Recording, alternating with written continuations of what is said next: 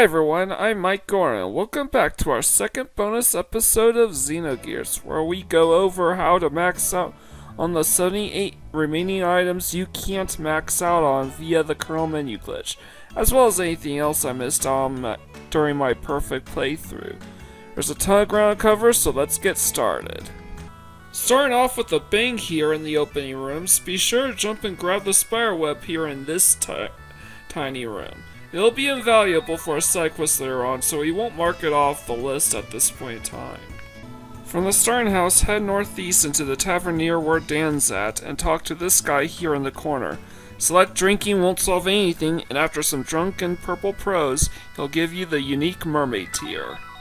Head south past Dan and Alice's house, and be sure to face this asshole in a game of rock, paper, scissors. After you beat him once, twice, thrice, 4 times, and finally 5 times all in a row, be sure to talk to him again and he'll give you the unique RPS badge. Northwest from this sign, run and jump into this tree of grass spider. This sign will be used later on, so we won't be using it to our toll. Be sure to talk to Yui before grabbing our next item, and while we're here we might as well pick up Midori's ring, even though it never gets added to our inventory. Backtrack all the way back to where that kid was, and try to run and grab the top of this tree for the bird egg. Now just make your way back to Satan's house and the bird will leave you alone, and so long as you don't speak with Yui again, the bird egg is yours to keep. After annihilating our hometown, you'll find that you'll have no other choice but to fight and kill these hog gobs. After clearing these little buggers and saving Ellie for a horrible fate, be sure to strip her of all her gear, among which is the unique pilot uniform. Also note that I unequipped Satan's glasses during the Kernel Menu glitch last time, which is yet another unique item, so we might as well add that to our total as well. Skip ahead to the moment we recruit Bart, and we can finally remove the unique AC part from his Brigadier. If you haven't already, note that you could have removed Veltel and Heimdall's old circuits as well, but since there is one more old circuit left to pick up later on, we'll add that to our total later. Once more, we jump ahead quite a ways to Bledavik to challenge this brat to a game of hide and seek. From the north entrance, head along the northern wall to fight him the first time. Just north of the gear shop entrance, tucked away behind those barrels, you can find the brat a second time. Unfortunately, the brat goes to great lengths to keep out of view of the camera from here on, so just fidget around this little enclave along the western part of town, and you'll find him eventually.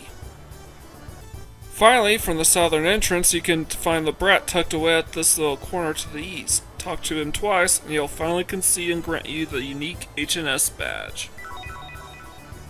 With the markets done, it's time to head to Bledavik Square. Talk to this guy repeatedly in order to max out on toy guns and mini gears. On the other side of the square, talk to this guy Honora Bartweiser. He'll gain some weight and get a little tipsy, but then he'll start selling durian juice, Nissan water, and olive water. Nissan water is the only one not available via the Kernel Menu shop, so we need a max on those. Finally, once we get all our plot-related affairs in order, we will gain sole custody of Faye for a while. Head back up to Bledavik Square, and we can finally enter this here tent. We have to play both of these minigames first on easy difficulty, in order to unlock the harder difficulty, but that's fine, since gaining 1,000 points of Merry-Go-Pop will net you the Iron Helmet. Once we max out on those, if we take on Merry-Go-Pop on hard mode, you'll find this game's method of a harder difficulty is strobing lights that can make you feel real nauseous. If you pull through and net 1,000 points or more, you can enter yourself a Zetasol DX. This is only one of 2 methods in the whole game to farm for those, and sadly, this was the one item I didn't max out on during my own playthrough. Chalk this up to me not knowing about this until I was too far along in my playthrough to course correct, but it can be argued which method of farming this item is superior, but for my money, if you're playing this game glitchless or find the strobing lights too nauseous, then I'd recommend the other method. Otherwise, this is the ideal method of farm for Zetasol DX. So I guess this means that whose balloon will drop similarly valuable prizes, correct? Actually, no, because Whose Balloon's main gimmick is its bingo mechanics, which honestly I don't fully get, but the top prize for returning 30 plus balloons is a measly Aqua Solace. Add a 5 times multiplier to that for every bingo you receive, and that's the best prize you can win. Wanna know what the top prize is for being who's ballooned on hard mode?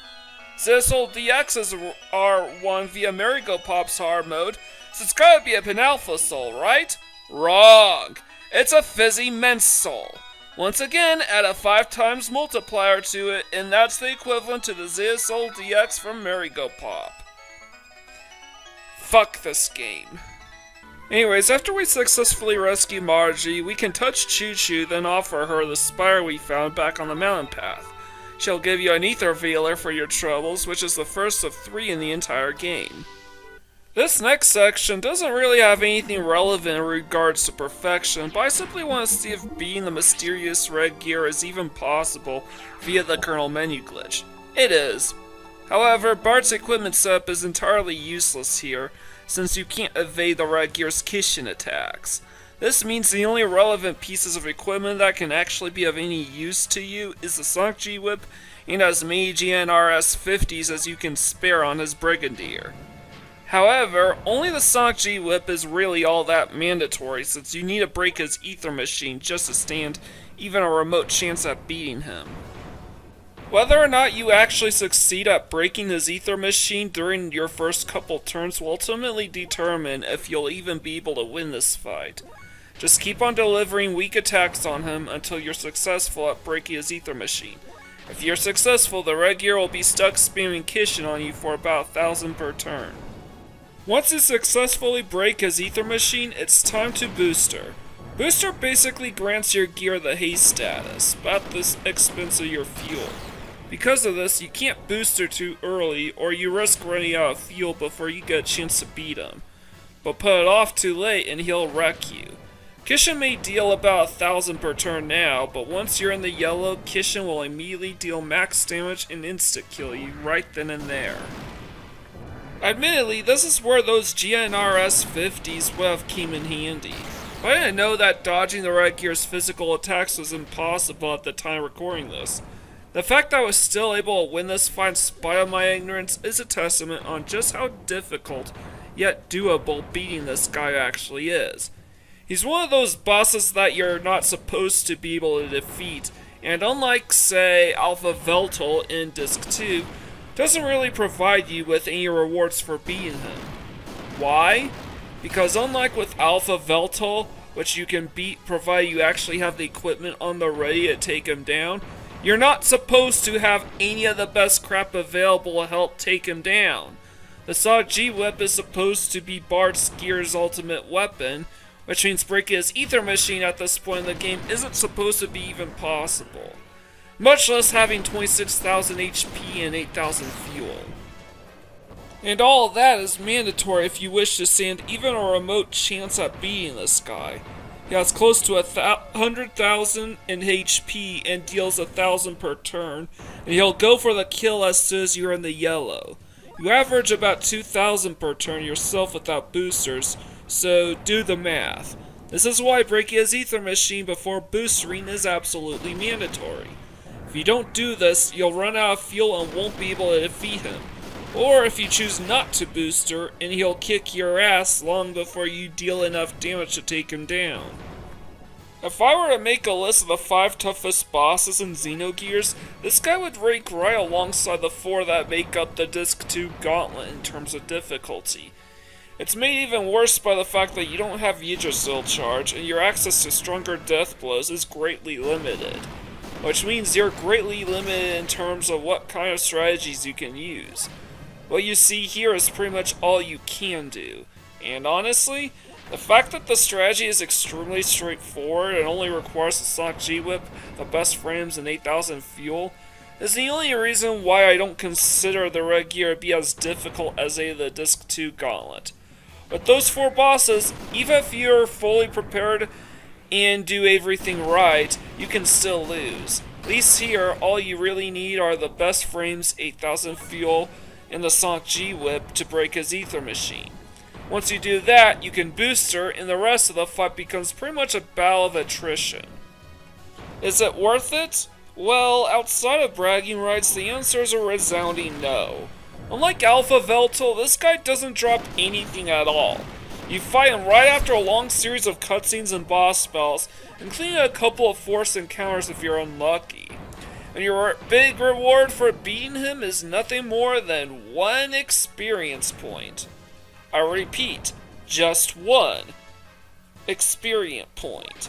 I am dead fucking serious. Mixed with the fact that fighting this guy with the intent to win can give Penance a run for his money in terms of sheer length, and Penance at least has the dignity of being able to be brought down by Zamato. Here, no such equivalent even exists in this game, so you got to tough it out. I know I'm exaggerating here, but you get the point. This is a really long fight, and there really isn't a whole lot you can do outside of maxing out on GNRS 50s. The frame HP parts and the like aren't going to be particularly useful here because they cost way too much fuel, and any turn where you're not damaging this guy is a turn wasted. I really have nothing else to say about this battle, honestly, because I already discussed all the minutia in regards to how best to beat this guy. Basically, the rundown is you need Sanchi Whip, you need the best frames for Bart's Brigadier, and you need 8,000 fuel to beat this guy. The GNRS 50s would be a great help in speeding this along, but they're not absolutely mandatory. And in the first turns, it's all about breaking his ether machine and then boostering immediately after, so you can out damage him before you reach the yellow. That's basically it. There's nothing more for me to say. So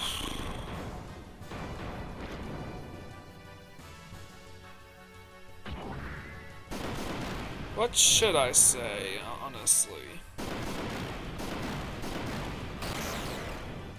Honestly,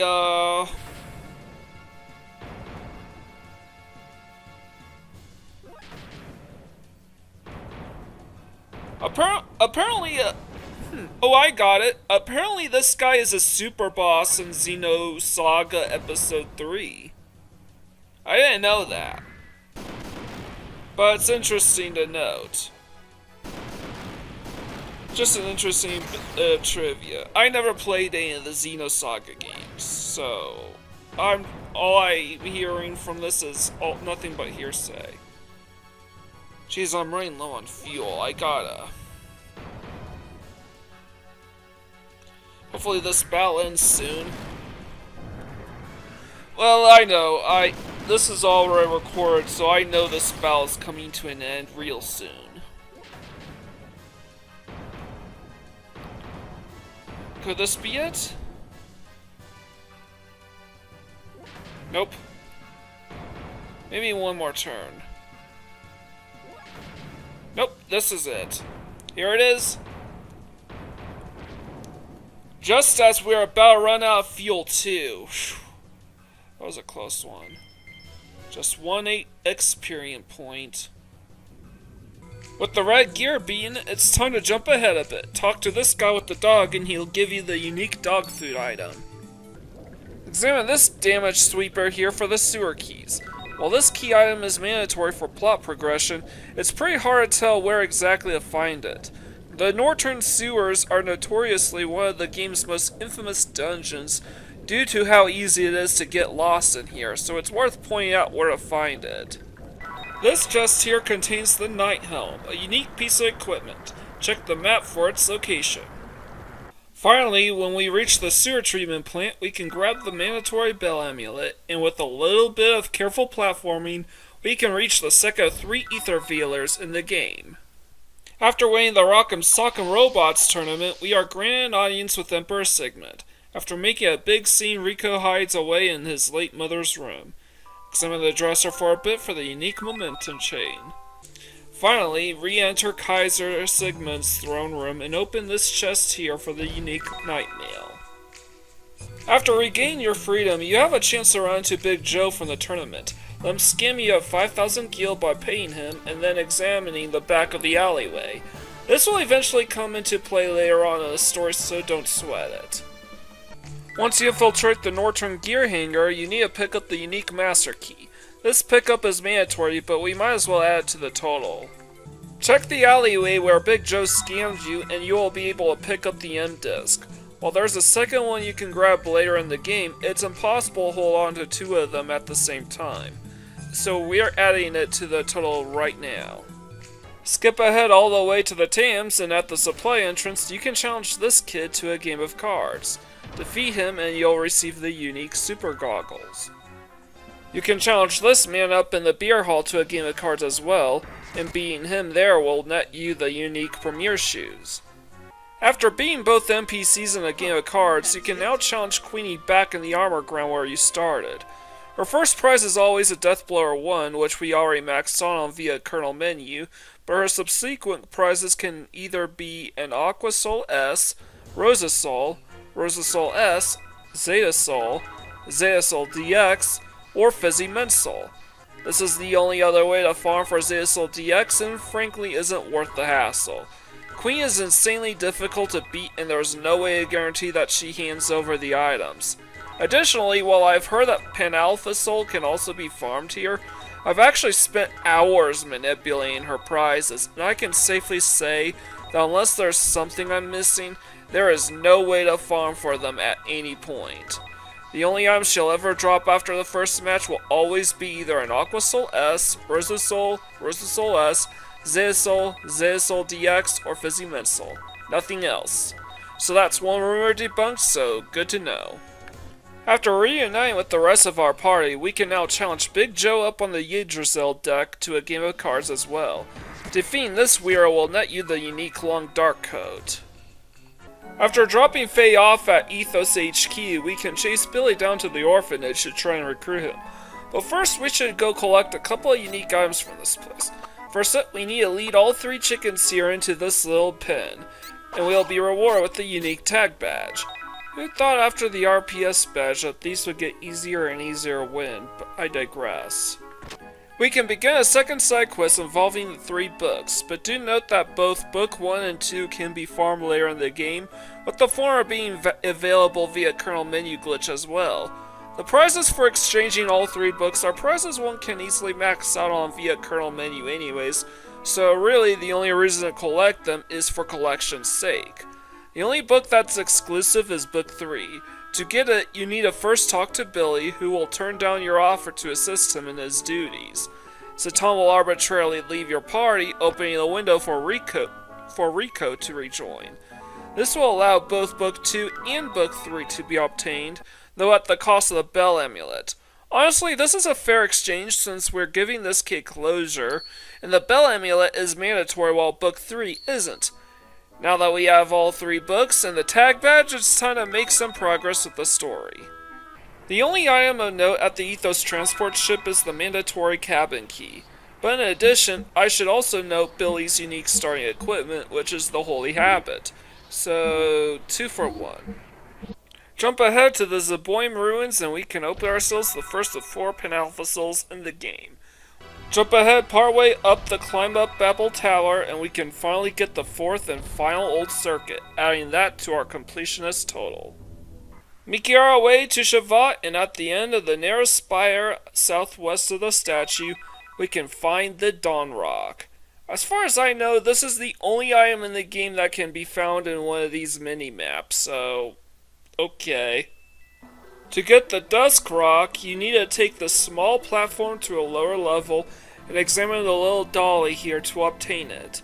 Since you need to come here in order to make forward progress with the story anyways, you might as well just grab it while you're passing by. To get the Dark Rock, you need to enter this shop being overrun by Chu-Chus. From the top of this old guy's head, make a leap for the cute one on top of the lamp in order to trigger this dialogue box. This is supposed to be what kickstarts this side quest, but really it just makes the final rock available. Take the left tucked away underneath this balcony and head west through this door. Talk to the old woman, allow her to make a fishing line out of the spiderweb we got at the beginning of the game. This actually doesn't remove the item from your inventory unless you fail the next part. Finally, we need to hop on top of this fountain and go fishing. After a little while, if you've done everything right, you'll grab a fish and in turn the dark rock. Mess any of this up and you lose the spiderweb for good and you can't achieve a perfect save file anymore. With all 3 rocks available, it's time to head all the way back to the beginning of Aura. Take this lift and go down the stairs. Go through the door behind the stairs and give up the 3 rocks to take this lift to a secret area. Though you will lose these 3 rocks forever, in exchange you will gain a whole treasure trove of items. Most notably being the unique Power Crisis, the second of 4 Panalphasols, and the first of 2 Yamato Bells. This is definitely a good trade, especially since there is no other way to obtain a Power Crisis. After speaking with Queen Zephyr, Maria joins our party. At the first fork, head west to obtain a map of Shavat. This is the only map in the game that isn't available in the Kernel Menu, which makes it a unique item. At the start of the next floor, head due south for the unique Battle Apron. Later, towards the end of the floor, head south and down the stairs in order to obtain the unique Economy Ether. You get the first of 3 wizardry rings in the game by defeating Oxen with the use of Seepson as well, so we'll add that to the item total once we collect all 3. Time to debunk another myth in regards to item farming. Again, unless there's something I'm missing here, the Neo-Atone will only ever drop Seal Ar or Seal Barrier. While we do need a farm for Seal Ar, the most ideal way to do so is out in the world map. Seal Barriers can only be won from these guys in-game, but can be farmed for and maxed out via the Kernel Menu glitch. I say this because I have heard that these guys can apparently drop an item called Seal Ar+1. While that item is technically available in the game via Kernel Menu, I've yet to see Neo-Atone or any other enemy in the game drop a single one. Unlike with Panalphasol, which I'm certain of that there are exactly 4 of them in the entire game and no others, there is a possible chance that Neo-Atone will only ever drop the elusive Seal Ar+1 by attacking or defeating them in a certain way. If somebody would like to provide me with any details clarifying what and how exactly they were able to get these, I greatly appreciate it. And to drive the point home, I've tested both times you fight these guys. I still never got them to drop it. So, until further notice, I'm considering the Seal Ar+1 a glitched item, dummied out of the game. As an aside, I finally remembered to remove Chu-Chu's Fuzzy Frock, which is yet another unique item. Since there really are no unique items to get during the first 2 gate missions unless you're playing glitchless, we really didn't miss anything. As for the 3rd gate, we do need a farm for Insolent R+1, which can only be won from the Aragonite enemies at the Sargasso Point. They don't appear anywhere else, and you can't ever return to this place after completing the story events here. So we stick around killing these guys left and right until we've maxed out on 99 Insolent Rs+1s. For those of you playing glitchless, very rarely you will run into a salvager. Normally they drop nothing, but if you let them dig for treasure, they could potentially dig up either an insulated armor, heavy alloy, gold nugget, or gold bullion. It'll always read gold nugget, however, so you won't know for sure if it's a gold bullion until after the battle is over. It's also the only way to farm for heavy alloy if you're playing this glitchless, but seeing as how heavy alloy is available via Kernel Menu, you'd be better off using that instead. Similar to the Panalphasol and Neo-Atone drops, I've also heard rumors that these guys could potentially salvage Seal Armor or Seal Armor+1. And again, I spent hours on this, and unless there's something I'm missing, they will never dig either of these up. This makes Seal Armor+1, again, a dummied out item, while the original Seal Armor is better off farmed in the world map. Towards the end of the dungeon, you can also obtain the first of only 2 Deathblower 2s. Kinda weird how Deathblower 1 and Deathblower 3 are both available via Kernel Menu, but not Deathblower 2, but I digress. Now that we nuked all 3 gates, it's time to do some last minute cleanups before almost the entire world becomes inaccessible forever. First up, the Bledavik Fairgrounds, where the balloon minigames are available once more. The hard mode prizes for both games are nothing to write home about, just an Aegis Soul and Aegis Soul for Merry-Go-Pop and Who's Balloon respectively. However, on easy mode, gain 1,000 plus points and Merry-Go-Pop will award you with an Anoret Seed, making it an ideal grind spot for them. Bellamy Seeds can also ideally be farmed from Who's Balloon's easy mode as well, provided that you're good and fast enough to return 30 plus balloons to their respective child. Getting the bingos consistently can also make it pretty fast, all things considered. Where the hell was that the last time I played this fucking minigame anyways? Now that I maxed out on both Anoret and Bellamy Seeds, it's time to head for Akuvi to grind. There are 3 things we need to do here before we head out to Solaris. The first are the Biz Fruit, which can be dropped by players fairly regularly. The second is in learning everyone's death blows, especially Ellie's, since she'll be permanently leaving your party soon. I always leave her with the Hercules ring and the Wizardry ring until she's learned all of her available abilities. The third thing, though, is the Seal Armor, which is a rare drop from the Tony out in the world map. Luckily, they have a decent enough chance at dropping them, and they come in pairs, so we definitely have time to spare as far as max everything out. Once you're maxed out, head for Solaris, and this Timothy lookalike will give you the mandatory work permit. In the second block, talk to this chick who's upset she won't be able to see the Emperor, and she'll gift you with some tickets, adding them to the total. After jumping down the garbage chute, Ellie will rejoin your party with the army card key in tow, adding yet another item to the total. At Corellian's lab, after clearing all the Vels in this giant cage, you can finally obtain the third and final Ether Vialer. Deeper to Corellian's lab, in the room where we learn the sound password, is the Dark Helm. This item is unique, which means we can add it to our total. In the starting room where we begin our escape from Solaris, head into the southwest door up here, and then into the northwest door. Head all the way southwest before heading into the last door along the northwestern wall to obtain the third Panalphasol. From here, head all the way down the southeastern hallway. 2 rooms down, head down the southern corridor at the first intersection, and keep heading southwest, only turning northwest at the end. Past the first fork, and then it turns southwest at the next intersection, past the doors, in order to obtain the fourth and final Panalphasol. A couple hours worth of cutscenes and boss battles later, we'll wind up at Anima Relic number 1. Past Shopkeeper Johnny here is a chest containing the first of 3 Ether Guards. Inside the first control room is the second of 3 Wizardry Rings. Finally, we can farm off of these Death Eaters for the elusive Gold Bullion.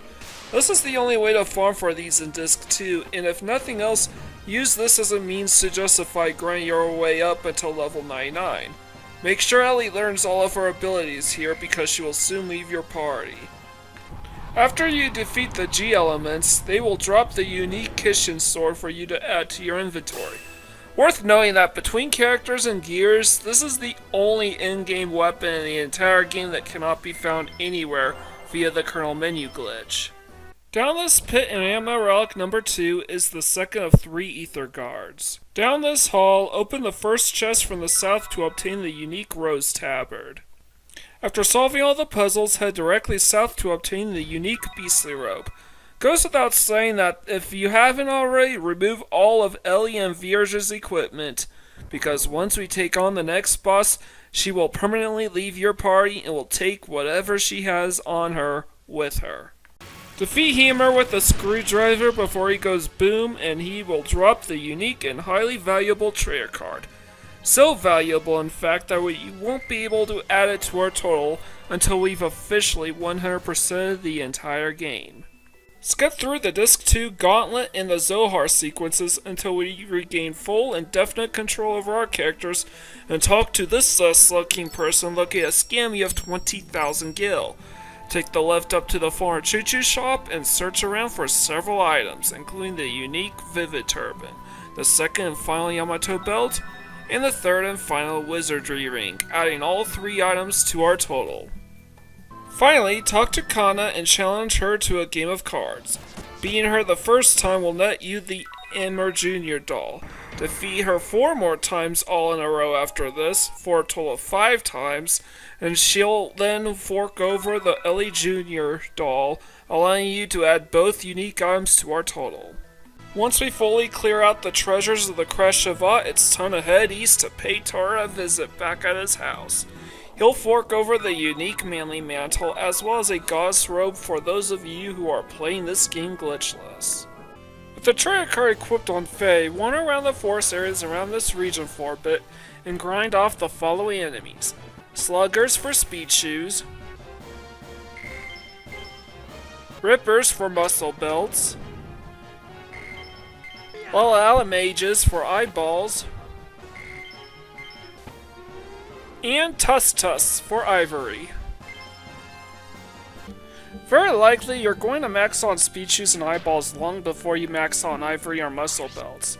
Since we need to upgrade most of our gears once more at Big Joe's shop anyways, once we get to this point, it's best to call off the grind for a bit. Next stop is actually the Laham Mountain Path. Here we're going to bring Emeralda along to spam a group of Thermogeists to deal fire elemental damage to all enemies on screen. Doing so will guarantee you that every hob got killed in this way will drop a hob steak instead of hob jerky. Don't worry, we'll get the hob jerky soon enough. This also works well over at Blackman Forest, though the hobgob hordes are larger there. You also need to contest the large variety of different encounters compared to the mountain path. Note that these 2 places are the only locations from Disc 1 outside of the Yggdrasil and Nortune that you can actually revisit. After you have fully maxed out on Hobsteak, it's time to head back to Animal Relic number 2.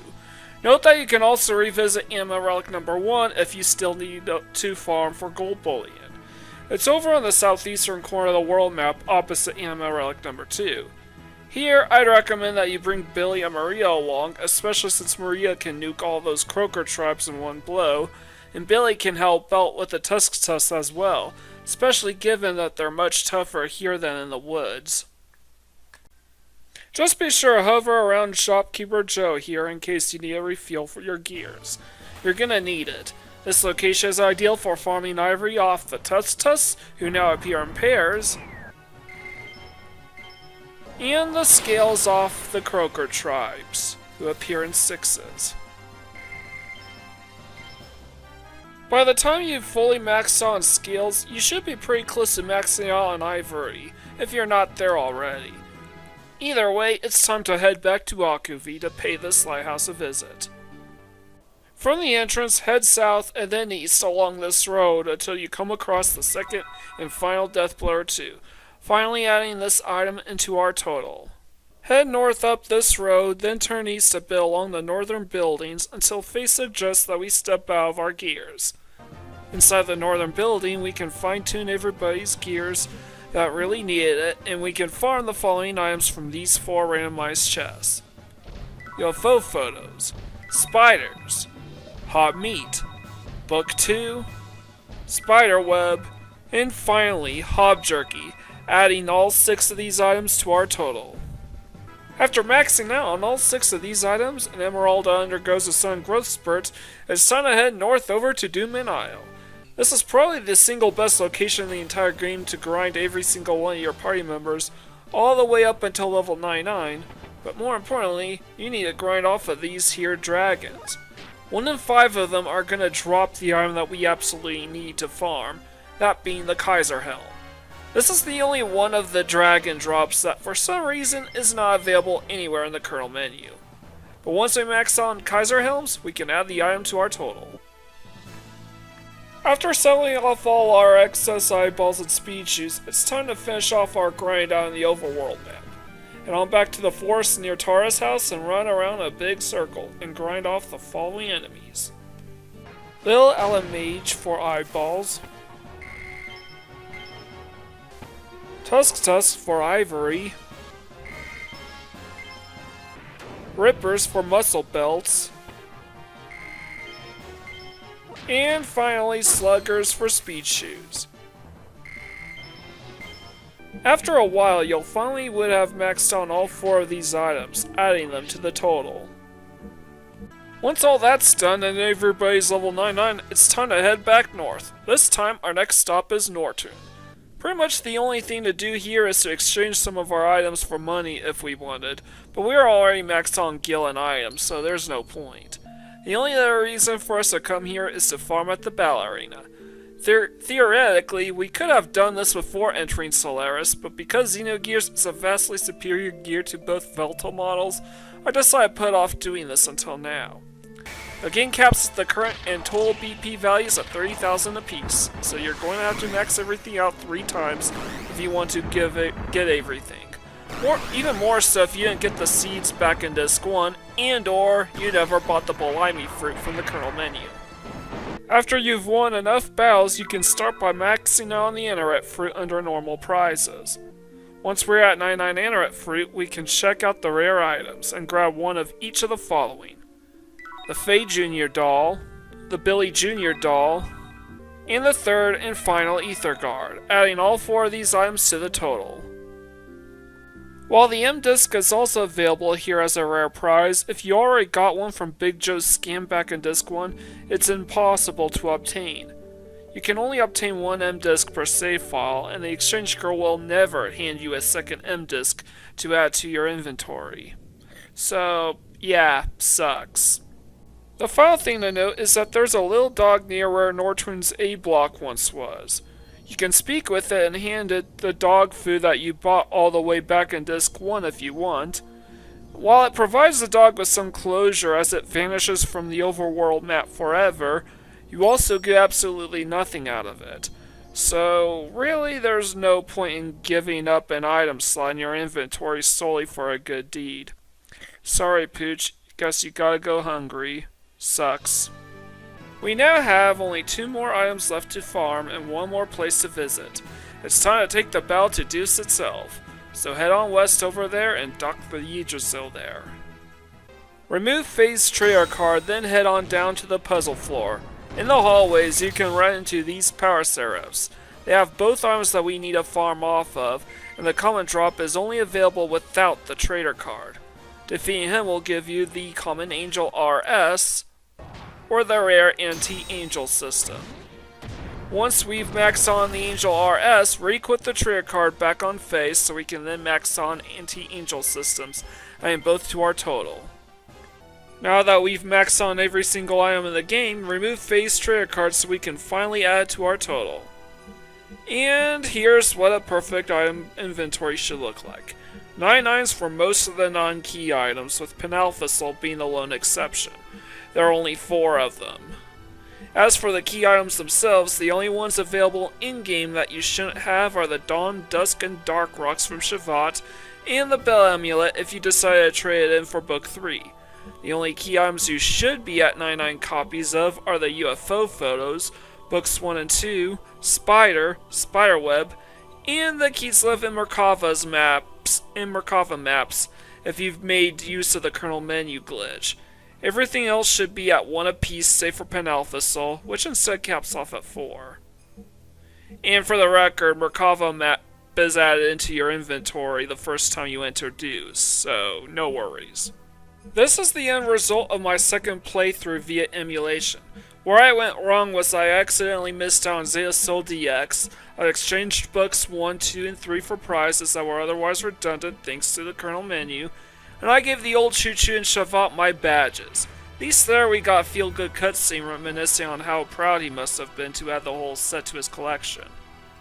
Anyways, to fully examine all the weapons and accessories in our collection, we have to speak to this shop bot and agree to sell them respectively. Weapons should be relatively easy. Since everything here is available via the Kernel Menu glitch, everything should be at 99 copies. Ellie here should be 13 for 13 in terms of rods, Bart 2 at 13 for 13, Billy's guns 4 for 4, his ammo 19 for 19, and finally Satan's swords should be 4 for 4. Tallying all the way up to 53 out of 53 weapons fully maxed out thanks to Kernel Menu. Any less and you miss something, and any more and you got a dummied out weapon like Ellie's Chaos Rod or something, like I had in my original run. As the weapons clearly check out, let's check the accessories. This is where things get a little bit interesting. Of the 101 accessories in the game, including the armor and headgear, only 70 of them can be maxed out on via the Kernel Menu glitch. And of the 31 of them left over, only 4 of them need to be maxed out at 99. The rest are confined to the single digits, mostly at 1 apiece. The first 70 items here should all read 99 unless somebody's equipped with something here. Afterwards, these items should appear roughly in the same order that we first ran into them. Of the final 31 accessories, however, iron helmets, Kaiser helms, muscle belts, and speed shoes should all read 99, again, unless equipped to one of your party members. Additionally, you should also have 3 wizardry rings, ether guards, and ether veilers respectively, as well as 2 Yamato belts. Every single other accessory should all be at 1 apiece. If you missed anything, then you either made a mistake or it's equipped to one of your party members. Likewise, if you have more than 101 accessories in your inventory, it means you got yourself a glitched item. Now to check out the gear weapons and parts respectively. The gear weapons should mostly be the same thing with the character weapons, with one caveat. The Kishin sword at the end is the only weapon in the game that is unique and cannot be bought in any store via the Kernel Menu glitch. As such, you have to be maxed out at every single gear weapon at 99 apiece, save for the Kishin sword. That's 8 for 8 for Virge's rods, 8 for 8 for Anvari's whips, 4 for 4 for Ren Mazuo's guns, and 15 for 15 for the ammo. And finally, the first 3 out of 4 of Fenrir's swords should be at 99 apiece. Again, aside from the Kishin sword. Again, if you're missing anything, then it's either equipped to one of your gears, or in Kishin's case, you've needlessly got turned into a Kijin sword. Unless you're doing this glitchless, this really should never happen. I've already moved ahead to the gear parts, and since I've determined that Seal Ar+1 is a dummied out piece, I decided to sell it all to max out on Gil. That means there are 77 gear parts in the game instead of 78, totally to a grand total of 355 items instead of 356 like I previously thought. Of these 77 parts, the first 71 parts should all be at 99 since they're all available via the Kernel Menu. Half of the final 6 parts are all in the single digits, with old circuits at 4, AC at 1, and Deathblower 2 at 2 respectively. Since you can farm Seal Armor, Insulated Armor+1, Angel Armor S, and Anti-Angel systems, each of these 4 items should also be at 99 apiece. With all that out of the way, there's really nothing left to show off in this game. Everybody's at level 99, everybody's learned every death blow, ability, and gear ability possible, everyone's stats are maxed out, Gil's maxed out, items, weapons, accessories, gear weapons, and gear parts are all maxed out. All gears have max frames, 8,000 fuel, and the best armor possible. What else is there to do exactly? Either way, I still can't believe that I somehow managed to pull off a complete second playthrough in just a couple weeks, and without committing to the run on a full-time basis. I mean, sure, it was on BizHawk. The emulator was sped up to max speed for the vast majority of it, and I did take some shortcuts here and there with save states, rewind, and even cheat codes towards the end. But for the most part, I made every attempt to keep this run as honest as possible. It's a miracle, even with the delay all the way till today. Jeez, I somehow made that rhyme. I managed to meet my March 19th deadline at all. As tempting as it may be to take on Deus a second time, I think it's time to bring the video to a close. So if you like what you see here, leave a like, comment, and subscribe to my channel, I greatly appreciate it. With all that out of the way, there's still one more thing left to do before I can finally lay my perfect playthrough of Xenogears to rest. Next time, for the 3rd bonus episode of Xenogears, and the final episode of my perfect playthrough, I'm gonna invite someone over, and we're gonna play the game's multiplayer. This is Mike Gorin, sign out.